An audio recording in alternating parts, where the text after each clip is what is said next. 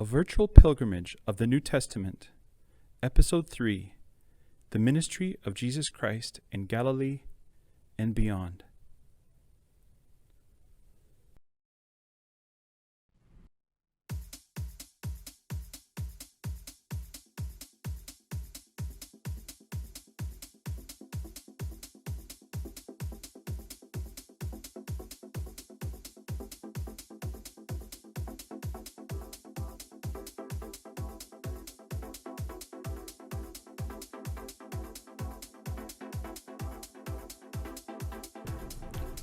Number 25. The place of the feeding of the 5,000.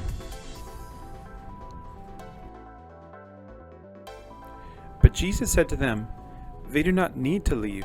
You give them something to eat." And they said to him, "We have only 5 loaves and 2 fish with us." He said, "Bring them here to me." Then he commanded the crowds to sit down on the grass. And he took the 5 loaves and the 2 fish, and looking up to heaven, he blessed and broke, and gave the loaves to his disciples, and the disciples gave to the crowds. So they all ate and were filled, and they took up 12 baskets full of the fragments that remained. Now those who had eaten were about 5,000 men, besides women and children.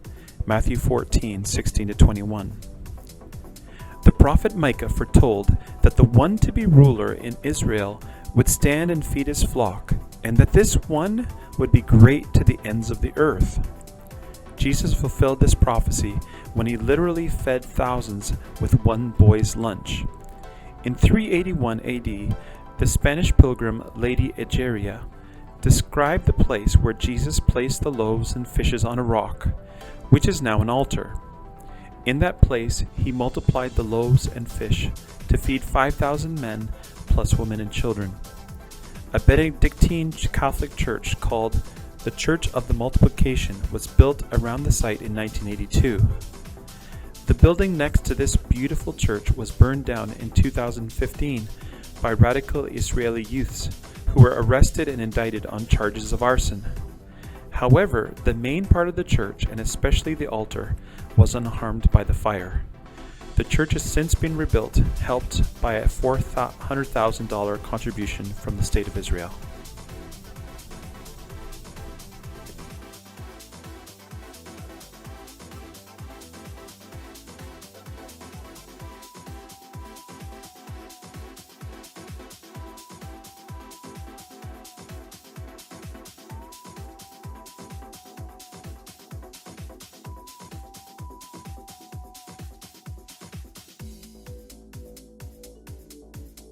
Number 26. Synagogue where Jesus attended in Capernaum.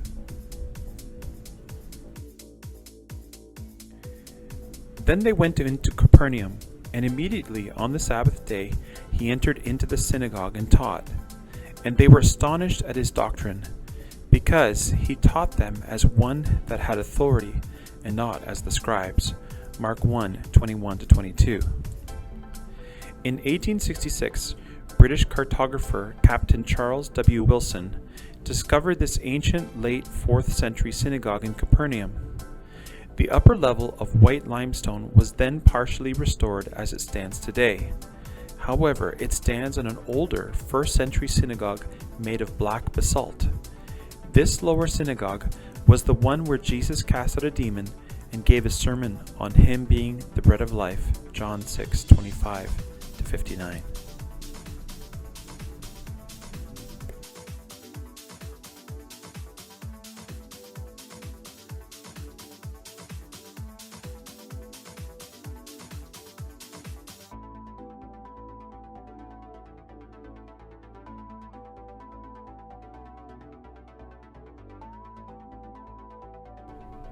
Number 27. Peter's house in Capernaum, where Jesus lived. Now, as soon as they had come out of the synagogue, they entered into the house of Simon and Andrew with James and John. But Simon's wife's mother lay sick with a fever, and they quickly told him about her. So he came and took her by the hand and lifted her up, and immediately the fever left her, and she ministered to them. Mark 1:29-31. In 1921, Italian archaeologist and Franciscan friar Gaudenzio Orfali discovered the octagonal remains of a Byzantine basilica in Capernaum. Orfali was tragically killed in a car accident in 1926, and further excavations were put on hold. Later, in 1968, Italian archaeologist and Franciscan friar Virgilio Corbo, along with other friars, excavated further under the center of the octagonal church. They discovered that it was built around a first-century home, which had been venerated from the time of Christ through to the Arab period. It is almost certain that this is the home of Peter, his wife and mother-in-law, and the home where Jesus also lived. Over top of the first-century home, a large memorial sanctuary was erected in 1990, and Friar Corbo received his final wish to be buried next to the long-venerated room of St. Peter in 1991.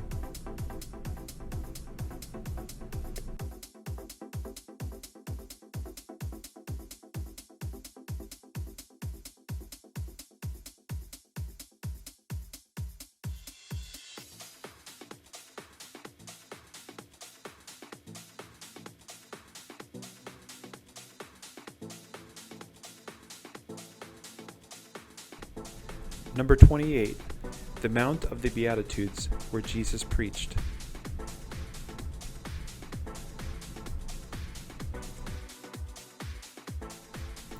And seeing the crowds, he went up on a mountain, and when he was seated, his disciples came to him.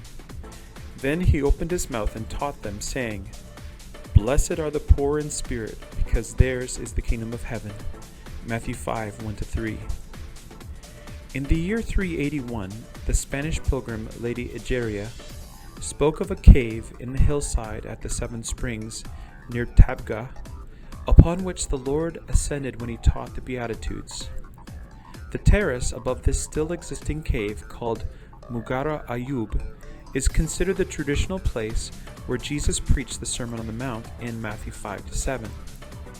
A Byzantine church was erected nearby in the 4th century, but is now in ruins. Uphill from this structure is the Church of the Beatitudes, built in 1938 by the Italian Franciscans.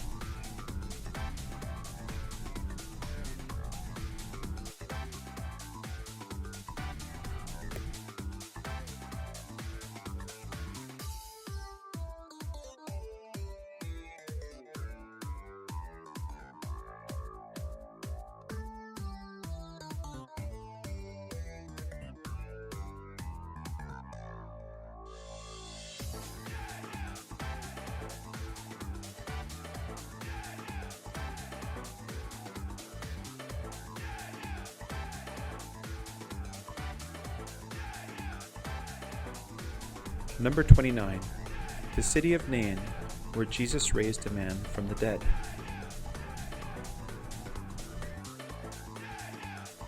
Now it happened, the day after, that he went into a city called Nain, and many of his disciples went with him, and many people.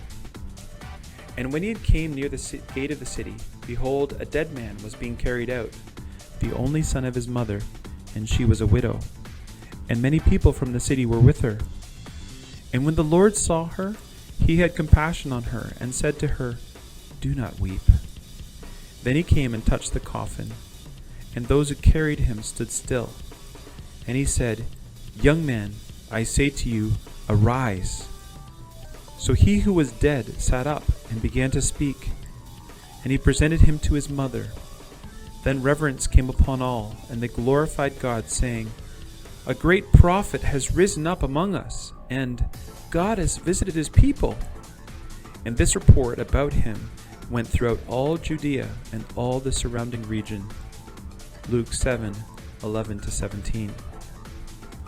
In 1838, the famous Edward Robinson, known as the father of biblical geography, identified the city of Nain on his travels to Palestine. This is the city where Jesus raised the widow's son from death. To commemorate the miracle of Luke 7, 11-17, the Franciscan order built a church here in 1880.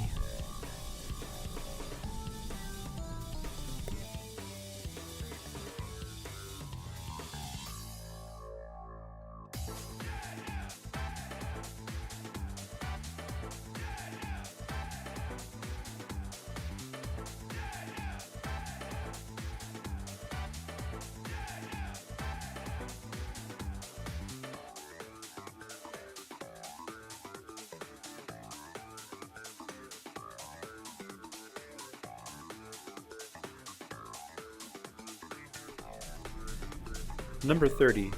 Bethsaida, hometown of Peter, where blind man healed.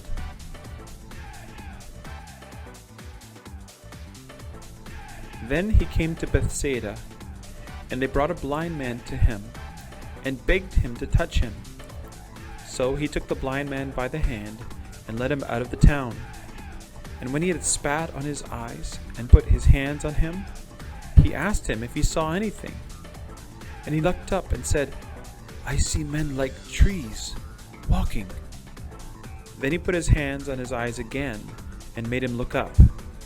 And he was restored, and saw everyone clearly. Then he sent him away to his house, saying, Neither go into the town, nor tell it to anyone in the town. Mark 8:22-26. In 1987, Dr. Rami Arav, an Israeli archaeologist, began excavations of the ancient Bethsaida. He uncovered ruins from the time of King David, when it was the capital of the kingdom of Geshur. This city was destroyed, and by the time of Jesus it was a Jewish fishing village. Peter, Andrew, and Philip all came from Bethsaida. In this place, Jesus laid hands on a blind man who saw men like trees walking, and who then was completely healed.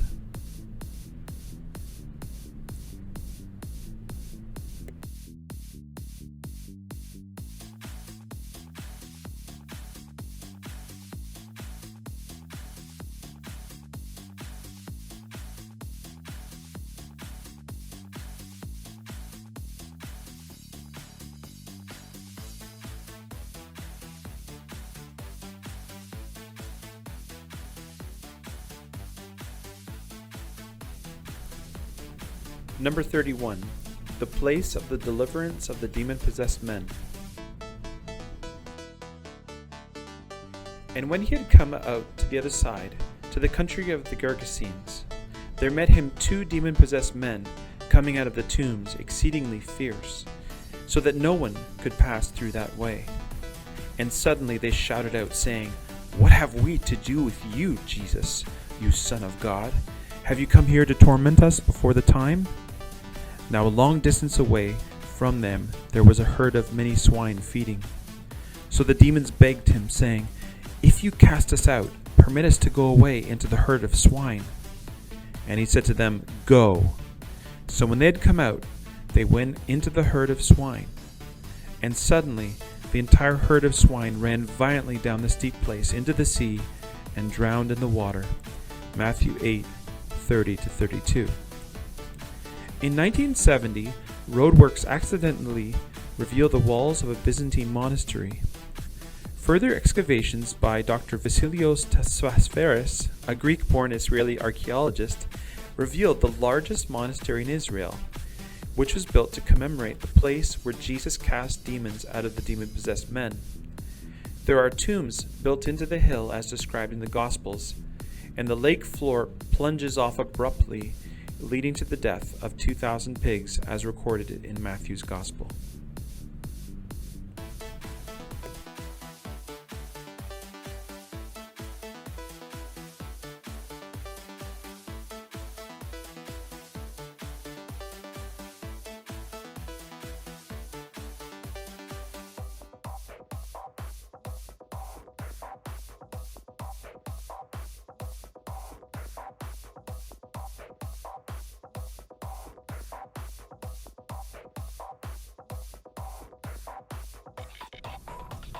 Number 32. The Mount of Transfiguration, Mount Tabor.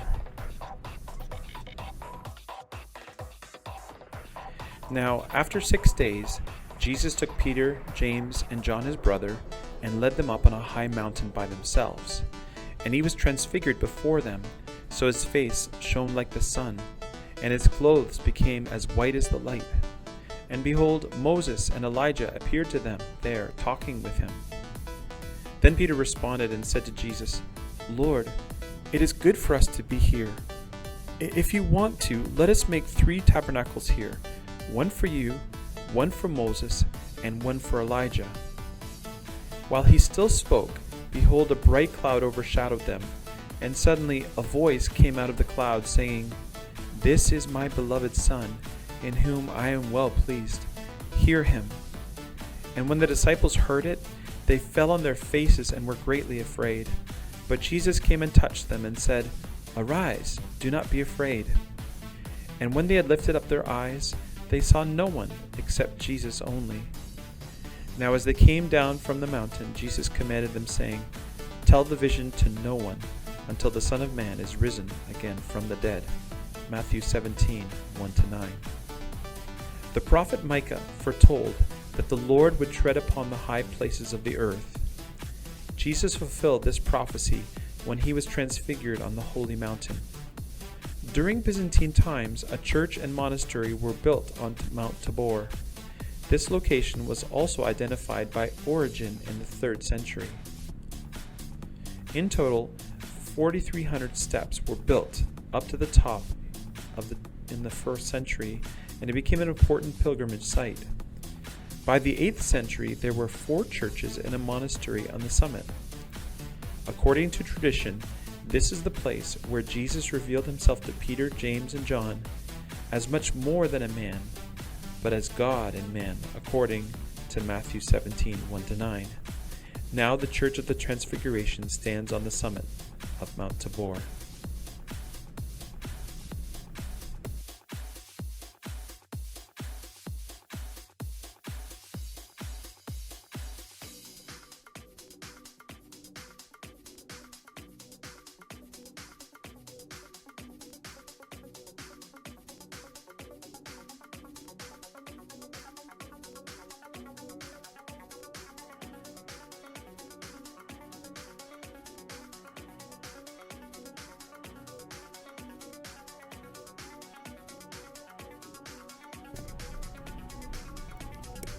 Number 33. Jacob's well in Samaria, where Jesus met the woman at the well.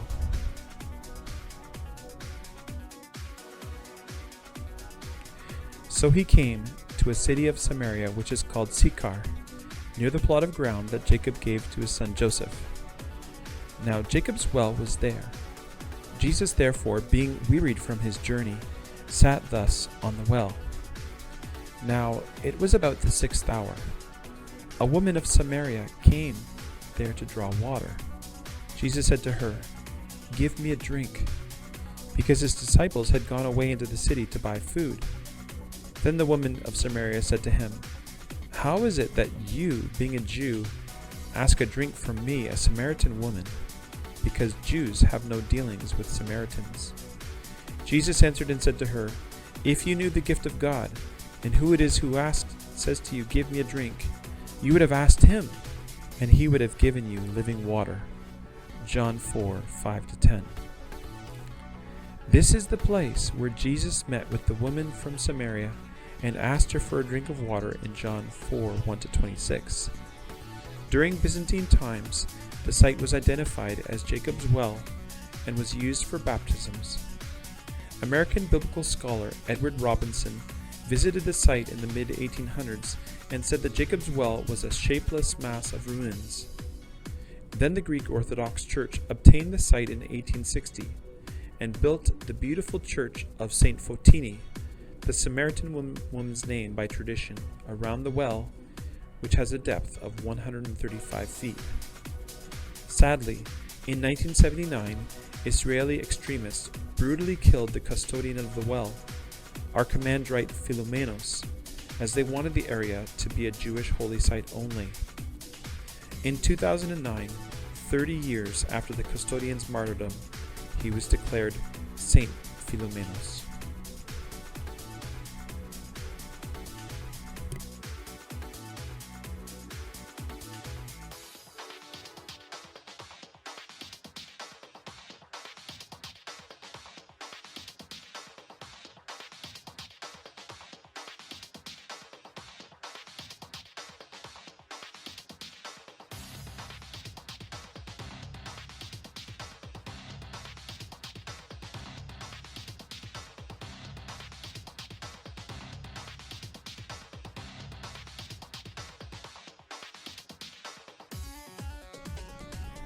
Number 34. Caesarea Philippi, near where Peter declared Jesus as Messiah. When Jesus came into the region of Caesarea Philippi, he asked his disciples, saying, "Who do men say that I, the Son of Man, am?" So they said, "Some say that you are John the Baptist, some Elijah, and others Jeremiah or one of the prophets." He said to them, "But who do you say that I am?" And Simon Peter answered and said, "You are the Christ, the Son of the living God." Matthew 16:13-16. This place is also called Banias, named after the Greek god Pan, the half-goat, half-man god whose shriek could cause fright, thus the word panic. It was a large center of pagan worship in the time of Jesus. The grotto of Pan is where worshippers would cast sacrifices into the cave. Banias is situated at the base of Mount Hermon. Jesus and his disciples were on the road near Caesarea Philippi when Jesus asked the question, "Who do men say that I am?" This is where Peter declared, "You are the Christ, the Son of the living God."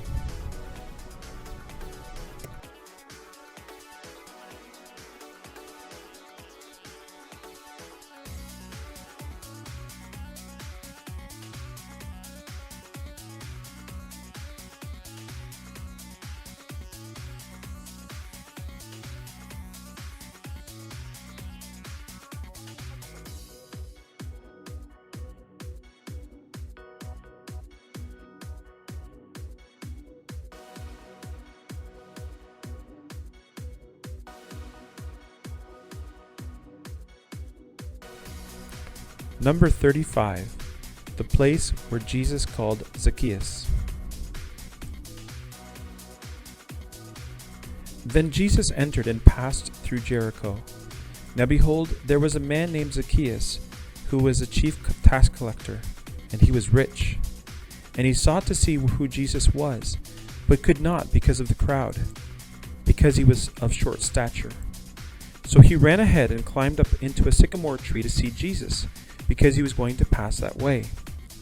And when Jesus came to the place, he looked up and saw him, and said to him, "Zacchaeus, make haste and come down, because today I must stay at your house."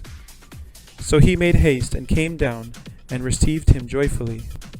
But when they saw it, they all murmured, saying, "He is gone to be a guest with a man who is a sinner." Luke 19:1-7.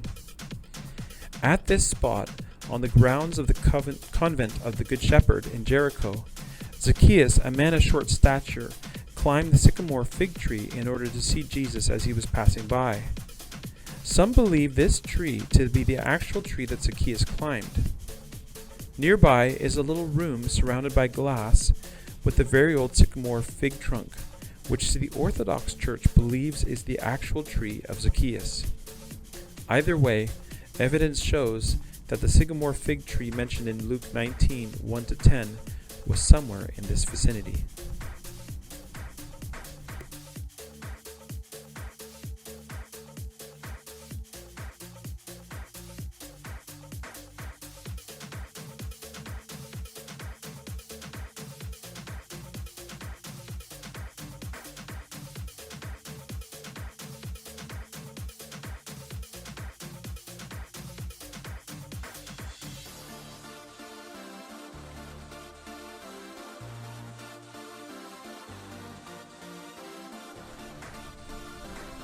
Number 36. The tomb of Lazarus in Bethany. Then Jesus, again groaning in himself, came to the tomb. It was a cave, and a stone lay against it. Jesus said, "Take away the stone." Martha, the sister of him who was dead, said to him, "Lord, by this time he smells, because he has been dead 4 days." Jesus said to her, "Did I not say to you that if you would believe, you would see the glory of God?" Then they took away the stone from the place where the dead man was lying. And Jesus lifted up his eyes and said, "Father, I thank you that you have heard me, and I know that you always hear me. But because of the people who are standing by, I said this, that they may believe that you sent me." Now when he had spoken these things, he shouted with a loud voice, "Lazarus, come forth!" And he who had died came out bound hand and foot with grave clothes, and his face was wrapped with a cloth. Jesus said to them, "Loose him and let him go." Then many of the Jews who had come to Mary and had seen the things Jesus did believed on him. John 11:38-45. In the year 330 AD, Eusebius of Caesarea mentions the visiting the tomb of Lazarus as described in John 11:1-45.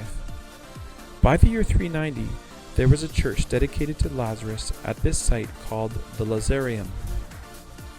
In the 16th century, the Al-Uzair Mosque was built on this site. In modern times, 24 steps descend from the street level to a place of prayer, and then a few more steps descend to the antechamber dating to the 1st century where Jesus would have stood. From here, Jesus called to Lazarus in his tomb, which was 21 square feet. Here Lazarus was raised to life after 4 days of death.